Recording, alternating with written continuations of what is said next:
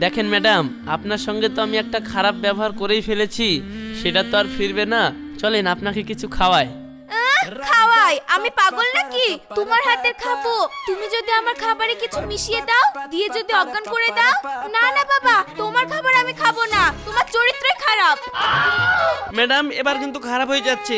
একটা মানুষের চরিত্র নিয়ে আর কতদিন খোঁটা দিবেন? আমি তো বলছি ওটা আমি ভুলবশত করে ফেলেছিলাম।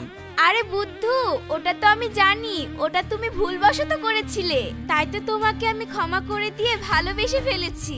কিন্তু তুমি নিজের মুখে যতদিন আমাকে ভালোবাসি এই কথাটা না বলবে, ততদিন আমি তোমাকে এভাবেই জ্বালিয়ে যাব।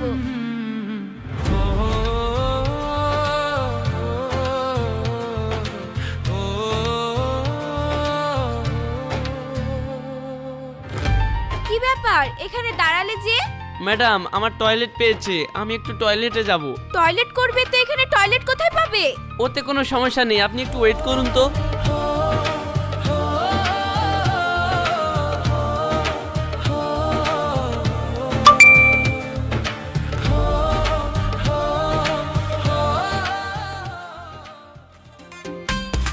din din na din din na din din na din din na din din na din din na din din na din din na din din na din din na din din na din din na din din na din din na din din na din din na din din na din din na din din na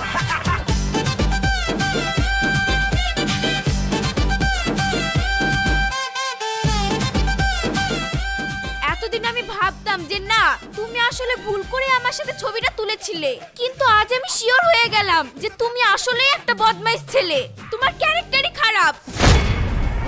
সবাই বডিগার্ডের কাছে থাকলে নিজেকে safe মনে করে, কিন্তু আমার তো তোমাকে দেখলেই ভয় লাগছে।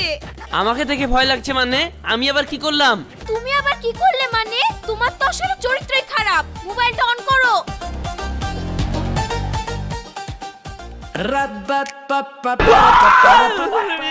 এই ভিডিও কি করে আসলো? কি করে আসলো মানে? এই মোবাইলটা কি আমার যে আমি জানবো?